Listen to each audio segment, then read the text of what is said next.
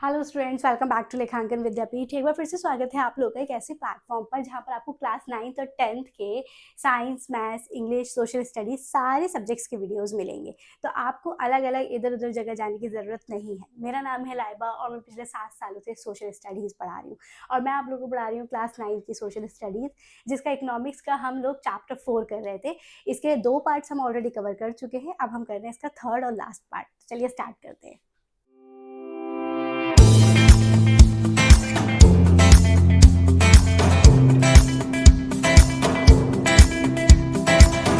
हमारा चैप्टर चल रहा था फूड सिक्योरिटी इन इंडिया। तो मैंने आप लोगों को बताया था कि फूड को लेकर इंडिया में एक सिक्योरिटी, एक एक्सेसिबिलिटी बहुत ज़रूरी है कि फूड है वो तो ठीक है, लेकिन फूड लोगों तक एक्सेस हो रहा है या नहीं। तो 3 चीज़ें थी, ये 3 डायमेंशन ऑफ फूड सिक्योरिटी। एक अवेलेबिलिटी पूरी होनी चाहिए, एक एक्सेसिबिलिटी होनी चाहिए और एक अफोर्डेबिलिटी होनी चाहिए। ठीक है, कि आप जो है अपने फूड को ख़रीद पाओ, एक इंडिविजुअल जो है अपने इनफ मनी से उस फूड को ख़रीद पाए। एक sufficient, safe and nutritious food to meet, जिससे आपको डाइटरी नीड्स, मतलब जो आपकी डाइट की नीड्स हो, हर एक पर्सन उस अफोर्डेबिलिटी के साथ उस फूड को खरीद पाए। अब एक बंगाल में हुआ था फेमाइन। इसमें क्या हुआ था, मैंने आप लोगों को पहले भी बताया था। Killed 30 lakh people in Bengal. Agricultural laborers, fishermen, transport workers and casual laborers were affected most by dramatically increasing rice prices.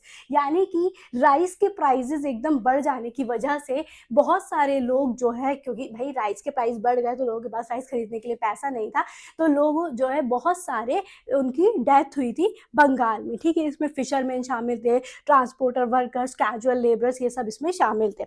अच्छा, natural calamities like drought decrease food grain production, creating shortage, price rises, making food unaffordable when widespread or prolonged. This lead to starvation and famine.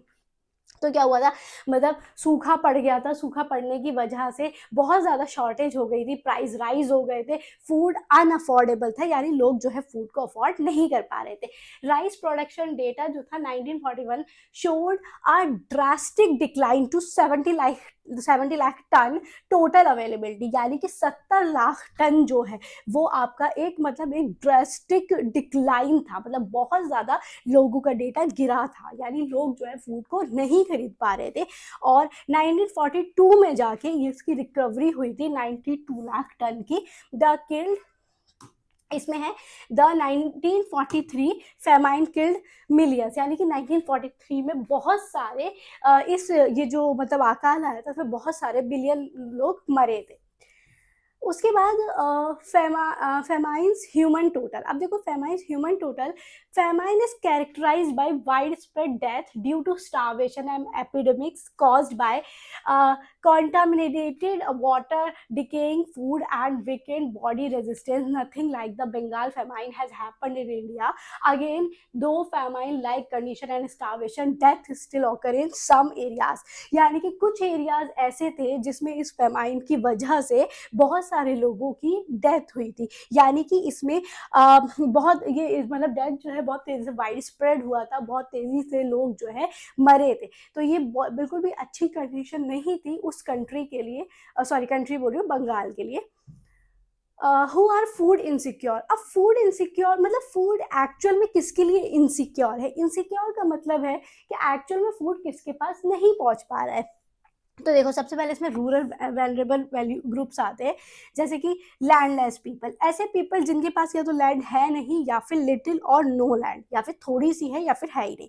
ठीक है, traditional artisans इसमें आते हैं, pretty self employed workers इसमें आते हैं, या फिर डेस्टिट्यूट इंक्लूडिंग बैगर्स, यानी कि जो भिखारी वगैरह भीख मांगते हैं वो इसमें आते हैं। तो ये तो आ गए रूरल पे। दूसरा आता है अर्बन।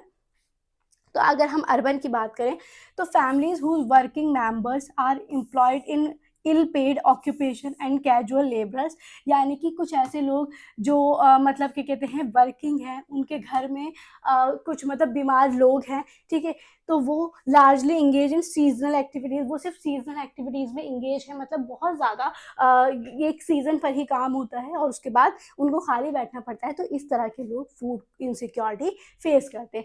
उसके बाद आ जाते हैं हमारे सोशल कॉम्पोजिशन, जैसे कि SC हो गए, ST हो गए, या सम OBC सेक्शंस हो गए, पुअर लैंड बेस और लो प्रोडक्टिविटी पीपल हो गए, affected by natural disaster who migrate for work, approximately 11 crore, या फिर हमारी प्रेग्नेंट नर्सिंग मदर्स हो गई जिनके चिल्ड्रन जो है 5 साल के हैं। तो देखो, रामू की स्टोरी हम लोगों ने पहले भी पढ़ी थी, लेकिन मैंने आप लोगों को एक बार दोबारा से रिकॉल करवाने के लिए ये डाली है। देखो, रामू क्या है, ये एक कैजुअल एग्रीकल्चरल लेबरर है जो कि रायपुर विलेज में रहता है, ठीक है।